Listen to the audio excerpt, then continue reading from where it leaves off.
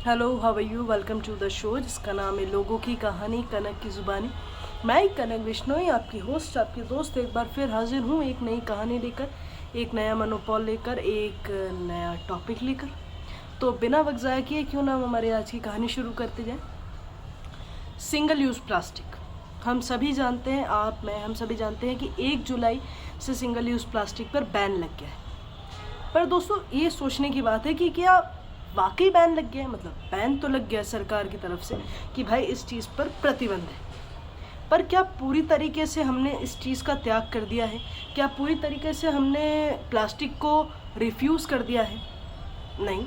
हम लोग इसमें, आप मैं हम भी आते हैं, हम यूज़ कर रहे हैं अभी भी प्लास्टिक को। देखा जाए तो कई बार दूध की थैलियाँ या सब्ज़ी लेने जाते हैं तो कुछ सब्ज़ियाँ थैली पॉलीथीन में आती, वो प्लास्टिक में आती है, प्लास्टिक की पॉलीथीन में हमें दी जाती है। अगर हम बात करें कि अगर हम किराने की शॉप पे जाते हैं तो वहाँ पर भी हमें, अगर हम थैला या झोला जो भी हम घर से लेके जाते हैं वो कैरी नहीं करते तो वहाँ से हमें प्लास्टिक की थैली में मिलता है। हम सामान तो घर के लेके आ जाते हैं, लेकिन उस प्लास्टिक को क्या करते हैं? हम उठाते हैं, डस्टबिन में डाल देते हैं। वो डस्टबिन वाले पर्टिकुलरली जो कचरा गाड़ी वाले आते हैं या जो साफ़ सफाई वाले आते हैं, वो आते हैं, वो डस्टबिन का कचरा लेके जाते हैं, वो पूरा स्टोरेज करते हैं और वो शहर से थोड़ी सी दूर उसको फेंक देते हैं। उसमें कितनी सारी पॉलीथीन आती होगी आप और हम सब सोच ही सकते हैं कि कितनी सारी पॉलीथीन होती होगी।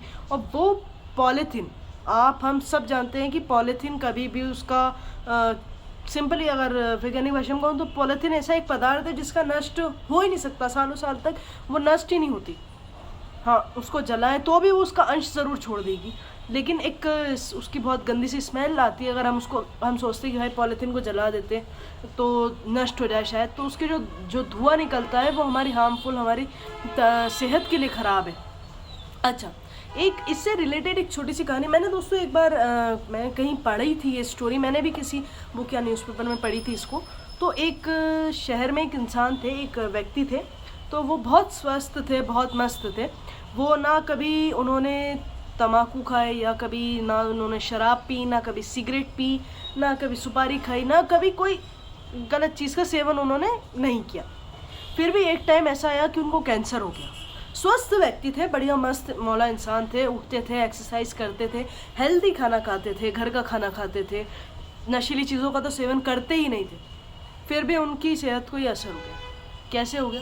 जब उनकी डेथ हुई, जब पता चला कैंसर है उसका, जब उनकी डेथ हो गई, डेथ होने के बाद डॉक्टरों द्वारा उनकी शायद पोस्टमार्टम रिपोर्ट की न्यूज़ के द्वारा ये पता चला कि उनको ये जो प्लास्टिक की चीज़ों का जो सेवन करते थे, वो पता नहीं वो किन चीज़ों का सेवन करते थे प्लास्टिक की, लेकिन प्लास्टिक की चीज़ों का जो वो सेवन करते थे, वो सेवन धीरे धीरे एक धीमा सा जहर बनता गया उनकी सेहत के लिए।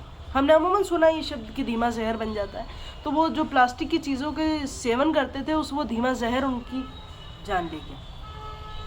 सोच सकते हैं आप कि कैंसर की, मतलब हो सकता है कि पॉलीथीन में जो चीज़ वो लेकर आते थे या पॉलीथीन में जो भी वो कुछ करते थे उसका वो सेवन करते थे और उनको कैंसर हो गया और उनको इस दुनिया से जाना पड़ा। कहने का मतलब सिर्फ एक एग्जाम्पल है दोस्तों, आप मैं हम जब हम सब लोग मिलेंगे, ठानेंगे, तभी तो हम पॉलीथीन को रिफ्यूज़ कर पाएंगे ना। अब हम सोचते हैं कि साहब पर्यावरण कैसे स्वच्छ करें। पर्यावरण स्वच्छ करने का जिम्मा किसी एक व्यक्ति ने तो ले नहीं रखा या सरकार ने तो ले नहीं रखा। पर्यावरण हम सबका है, ऑक्सीजन हम सब लेते हैं, सबकी जिम्मेदारियां हैं कि हम सब पर्यावरण को स्वच्छ करें और कम से कम पॉलीथीन का यूज़ करें।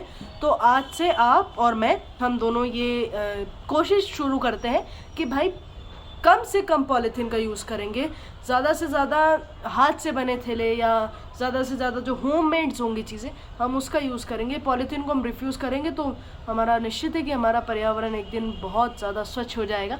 तो मेरी कहानी बस इतनी सी थी। आई होप आप सभी को मेरी कहानी पसंद आई हो। सो कीप वॉचिंग आवाज़ कनक की, अपना और अपनों का दोनों का ख्याल रखें। हम जल्दी मिलेंगे एक नई कहानी के साथ। तब तक के लिए bye bye, take care, all the best for your life.